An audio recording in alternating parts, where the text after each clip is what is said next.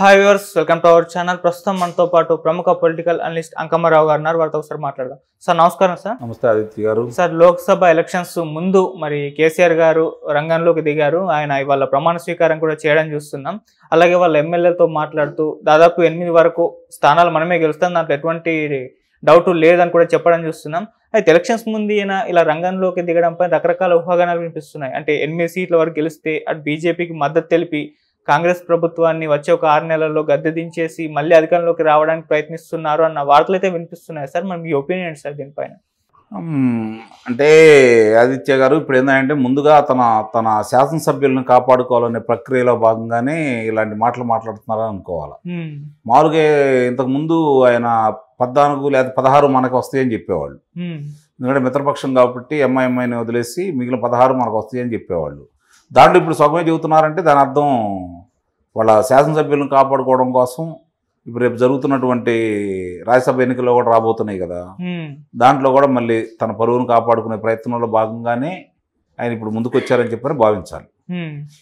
ఇప్పుడు గతంలో తెలుగుదేశం పార్టీ వాళ్ళని కావచ్చు, కాంగ్రెస్ పార్టీ వాళ్ళ శాసనసభ్యుల్ని మరి ఆయన తన పార్టీలో చేర్చుకున్న విధానం, వారికి మంత్రి పదవులు ఇచ్చిన విధానం కూడా ఆయనకి అనుభవమే కాబట్టి అలాంటి ప్రయత్నాలు జరుగుతున్నాయని ఇప్పుడు 5 శాసనసభ్యులు వెళ్ళి రేవంత్ రెడ్డి గారిని కలవడంతో ఒక ఉలికిపాటు అనేది ప్రారంభమైంది.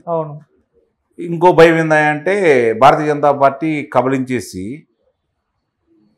వాళ్ళు తిరిగి అంటే ఓ కర్ణాటకలో లాగా లేకపోతే వేరే రాష్ట్రాల్లో లాగా ఇప్పుడు మహారాష్ట్రలో జరిగినట్టుగా కాంగ్రెస్ పార్టీని చీల్చి మళ్ళీ వాళ్ళకి అధికారంలోకి వస్తుందని అదే భయం కూడా ఉంది. కాబట్టి వీటన్నిటిని నివారించుకోవడం కోసం ఆయన ముందస్తు చర్యల్లో భాగంగానే ఇలాంటి మాటలు మాట్లాడుతున్నారని చెప్పనైతే భావించాలి. ఒకటి మాత్రం చాలా స్పష్టం, రేపు గనక రాజ్యసభలో ఆయన గనక తన గౌరవాన్ని కాపాడుకోలేకపోతే ఎన్నికల ముందే ఈ పార్టీకి చాలా ఇబ్బందులు ఎదురవుతాయి. లోక్సభ ఎన్నికలకు ముందే, అందులో ఎలాంటి సందేహం కూడా లేదు. అటు భారతీయ జనతా పార్టీ వాళ్ళు ఎదురు చూస్తూ ఉన్నారు, వాళ్ళ ప్రయత్నాలు వాళ్ళు చేస్తూనే ఉన్నారు. అలాగే కాంగ్రెస్ పార్టీ ఇట్లాంటి ఆటలు ఆడటంలో కాంగ్రెస్ పార్టీ చాలా సిద్ధహస్తులు. అందులో రేవంత్ రెడ్డి గారు దాంట్లో వెనక ముందాడే మనిషి ఏం కాదు, అటు పెట్టిన కట్టున్నారు పెట్టే మనిషి కాబట్టి ఆయన మొన్న కూడా చెప్పడం కూడా జరిగింది. ఎవరి ప్రయత్నాలు వాళ్ళు మొదలుపెట్టారు. ఈయనేమో కాపాడుకోవడానికి ఈయన ప్రయత్నాలు ఈయన చేస్తున్నాడు. ఏ విధంగా ఎంతమందిని తీసుకోవాలి, ఎట్లా తీసుకోవాలి, ఏం చేయాలనే ప్రయత్నంలో కాంగ్రెస్ పార్టీ వాళ్ళు భారతీయ జనతా పార్టీ వాళ్ళు ఉన్నారు అనేది మాత్రం వాస్తవం. ఎందుకంటే వీళ్ళు చెబుతున్నారు కదా, లోక్సభ ఎన్నికలు అయిపోయిన తర్వాత కాంగ్రెస్ పార్టీ ప్రభుత్వం ఉండదా అని చెప్పని. వాళ్ళు ఏమంటున్నారు, మన స్పష్టంగా చెప్పాడు కదా రేవంత్ రెడ్డి గారు, మా జోలికి వస్తే ఆట ఎలా ఉంటుందో చూపిస్తానంటున్నారు కదా. కాబట్టి ఇరువురు వాదనలు కనుక మనం విన్న తర్వాత ప్రస్తుతానికి అధికారంలో ఉన్న పార్టీకి వెళ్ళి మొగ్గు ఎక్కువ ఉంటుంది. కాబట్టి వీళ్ళు అదే ఇలాంటి మళ్ళీ ఈ ప్రక్రియ మొదలవుతుందేమో కాబట్టి తన శాసనసభ్యులను తను కాపాడుకోవడం కావాలి. అట్లానే అతను చెప్పినట్టు కనీసం 8 స్థానాలన్నా గౌరవప్రదంగా వస్తే ఆయనకి శాసనసభ్యులు బయటకు వెళ్లకుండా ఉంటారనేది కూడా వాస్తవమే. మరి అప్పటిదాకా శాసనసభ్యులు కాపాడుకోగలిగితే మాత్రం చూడాలి ఏం జరుగుతుంది. దాని గురించి వచ్చాడనే భావిస్తున్నాను. ఓకే సార్, మరోవైపు బీజేపీ అంటే ప్రభుత్వాలను కూల్చేసి వాళ్ళ గవర్నమెంట్ని ఫామ్ చేయడం కొన్ని ప్రాంతాల్లో మనం చూస్తున్నాం. సో ఇప్పుడు మళ్ళీ మరి తెలంగాణలో అటువంటి సిచ్యువేషన్ వచ్చే అవకాశం ఏమన్నా ఉందా? అంటే అదే అంటున్నారు మరి కేసీఆర్ గారు ఇక్కడ స్థానాలు గెలుచుకొని బీజేపీ సపోర్ట్ చేస్తే.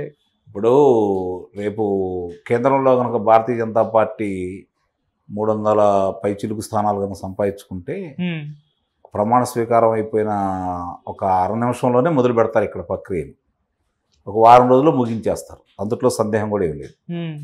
వాళ్ళు భారతదేశంలో వేరే వాళ్ళని అంటే పశ్చిమ బెంగాల్ లాంటి చాట పెద్దగా ఏమి ఇబ్బంది పడుతున్నారేమో కానీ వాళ్ళు తమిళనాడులో లాంటి చోట్ల తప్ప మిగిలిన చాట కూడా ఎక్కడా వాళ్ళు ప్రభుత్వాలని మనుగడ సాగించే అవకాశం ఇవ్వరు. వాళ్ళు తీసుకుంటున్నారు వాళ్ళు, ఎందుకంటే వాళ్ళు ప్రజాస్వామ్యబద్ధంగా గెలవాలని కోరుకోవట్లేదు కదా.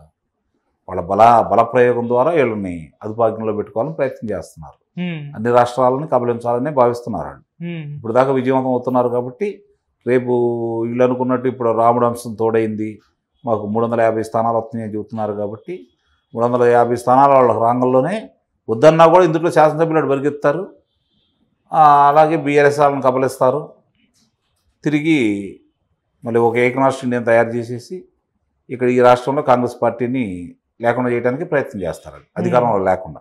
అంటే అందరూ శాసనసభ్యులు వెళ్ళరు, కానీ ఒక ఏకరాష్ట్ర ఇండియా లాంటి వాళ్ళని తయారు చేసుకొని వాళ్ళు ఈ రాష్ట్రంలో కాంగ్రెస్ పార్టీ ప్రభుత్వాన్ని దించడానికి వాళ్ళు ప్రయత్నం వాళ్ళు చేస్తారు, విజయవంతం కూడా అవుతారు, అందులో సందేహం కూడా ఏం లేదు. ఓకే సార్, కాంగ్రెస్ ప్రభుత్వం అధికారంలోకి వచ్చిన తర్వాత 2 వర్షన్లు అయితే వినిపించేస్తారు. ఒకటి, ఎక్కువ రోజు అధికారాన్ని కాపాడుకోలేదు, 6 నెలల్లోనే దిగిపోతుంది అని చెప్పేసి.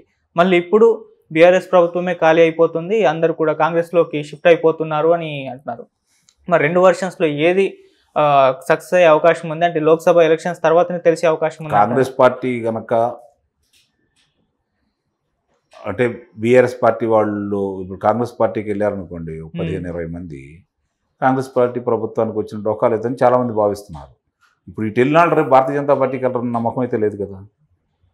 అధికారం ఉంది కానీ కదా ఇటు వచ్చేది. అవును, రేపు కేంద్రంలో అధికారం ఉంది కాబట్టి ఈ ప్రభుత్వాన్ని పడగొట్టి ఇంకోళ్ళు ఎక్కించబోతున్నారు అనగానే ఇటు వచ్చినాడు ఈ 10 మంది కాదు ఇంకో 10 మందిని తీసుకెళ్తారు. అలానే జరుగుతాయి. దీనికి చట్టబద్ధత వచ్చేంత వరకు కూడా ఇలాంటి ప్రక్రియకి ఇక అడ్డు అదుపు అయితే ఉండదు. అవకాశం ఉన్నంత వరకు ఇలా చేస్తారు. చట్టంలో చాలా మార్పులు తీసుకురావాలి. ఏ విధమైన మార్పులు తీసుకురావాలి అంటే, ఒకసారి ఆధిక్యతతో వచ్చిన తర్వాత 5 సంవత్సరాలు వాళ్ళు అలానే అధికారంలో ఉండాలి. లేదంటారా, దాని మీద ప్రజలే వాళ్ళు తప్పుడు నిర్ణయాలు చేసేటప్పుడు వాళ్ళని పదవి నుంచి తొలగించే అవకాశం ప్రజలకే ఉంటే అప్పుడు వీళ్ళంతా మాట్లాంటారే తప్ప, లేదంటే ఇప్పుడు జరుగుతున్నటువంటి ప్రక్రియలో భాగంగా కేంద్రంలో అధికారంలో వాళ్ళ ఆటల్లో మిగిలినందరూ బలిపస్తులు అవుతారు. ఓకే, అది మాత్రం వాస్తవం. ఓకే, మరి ఇటు బీఆర్ఎస్ ఖాళీ అయిపోతుంది అంటున్నారు సార్, మరి ఇది అది అయ్యే పరిస్థితి కనిపిస్తుందా సార్? తెలుగుదేశం పార్టీ ఖాళీ చేయలే, బీఆర్ఎస్ ఖాళీ ఏది వచ్చే నష్టమే ఉంది దేశానికి? లేదు కదా. మళ్ళీ తర్వాత పుంజుకోవచ్చు. ప్రస్తుతానికైతే వాళ్ళ ఆలోచన అదే కదా, చేస్తారు, అనుమానంగా ఉంది దాంట్లో. ఓకే సార్, మరి ఇప్పుడు ఎలాగో కేసీఆర్ గారు రంగంలోకి దిగారు, ప్రమాణ స్వీకారం కూడా చేశారు. ఎలా ఉండబోతున్నాయి అసెంబ్లీలో? మరి ఇటువైపు ప్రచారం కూడా చేస్తున్నారు, కాంగ్రెస్ పార్టీ వణికిపోతుంది, రేవంత్ రెడ్డి గారు కూడా కంగు తింటున్నారు, షాక్లో ఉన్నారని వినిపిస్తున్నాయి సార్. మరి ఎలా ఉంటుందంటే? షాక్ చూద్దాం, ఎవరికి ఎట్లా తగిలిద్దో కూడా చూడవచ్చు. అదే నేను చెప్పాను, వాళ్ళ శాసనసభ్యులను కాపాడుకోవడానికి కొన్ని బేరాలు బలుగుతూ ఉంటారు. వాస్తవంగా చూసుకుంటా ఉంటే అక్కడ బలహీనం అయిపోయారు కేసీఆర్ గారు, దాంట్లో ఎలాంటి సందేహం కూడా ఏం లేదు. నిజంగా కనుక అంటే రాజకీయ ఎత్తుగడలు పై ఎత్తులు వేయటంలో సిద్ధావస్తుడే ఆయన. ఇప్పుడు ఆయనకు 39 మంది శాసనసభ్యులు ఉన్నారు కాబట్టి, మరి 7 శాసనసభ్యులు ఎంఐఎంఐలు ఉన్నారు కాబట్టి, అంటే 46 మంది అవుతారు. ఇంకా ఆయనకు కావాల్సిన 14 మంది. ఆ 14 మందిని మరి ఆయన కాంగ్రెస్ పార్టీలో తీసుకుంటే విజయం సాధిస్తారు. ఒకవేళ 10 మందిని తీసుకున్నా కూడా భారతీయ జనతా పార్టీ సహకరించింది, ఎందుకంటే కాంగ్రెస్ పార్టీ అధికారంలో ఉండదు కాబట్టి. మేము బేషరతుగా మద్దతు తెలుపుతూ ఉంటారు, బయట నుండి మద్దతు అంటారు.